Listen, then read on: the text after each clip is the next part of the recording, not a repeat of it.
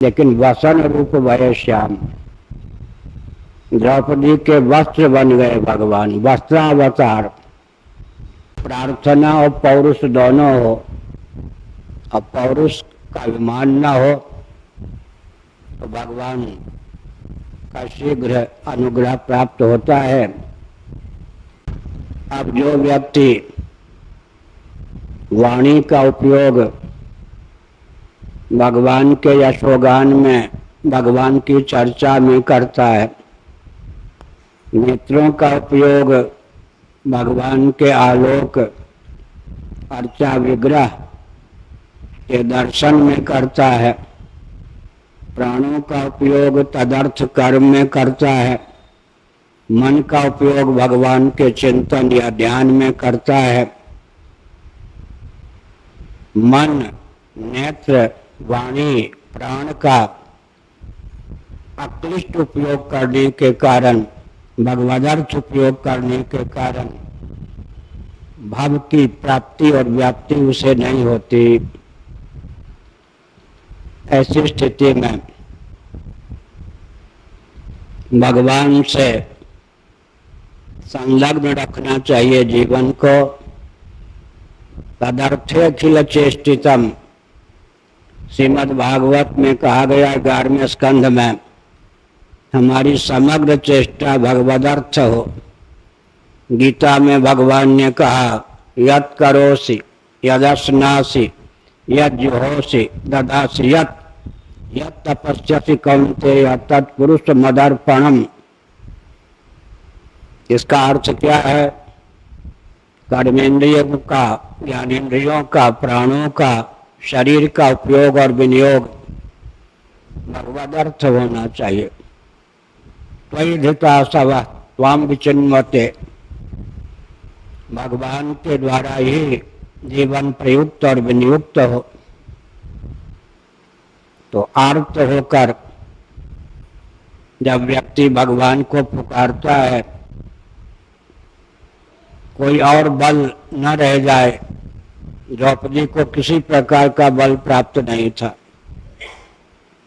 अजय होकर भी पांचों पांडव निस्तेज हो गए थे, दास भाव को प्राप्त हो गए थे। द्रोणाचार्य इत्यादि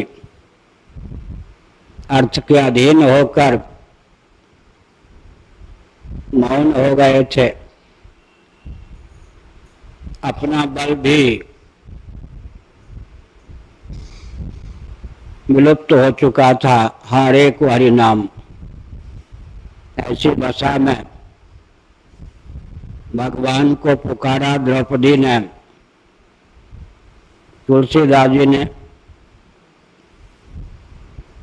भगवान के महत्व को गाया है, लेकिन इस संदर्भ में सूरदास जी ने एक विचित्र तथ्य प्रकाशित किया।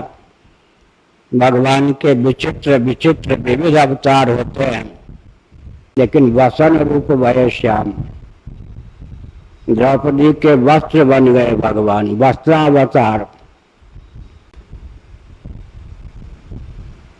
इससे अधिक भगवान का अनुग्रह क्या होगा?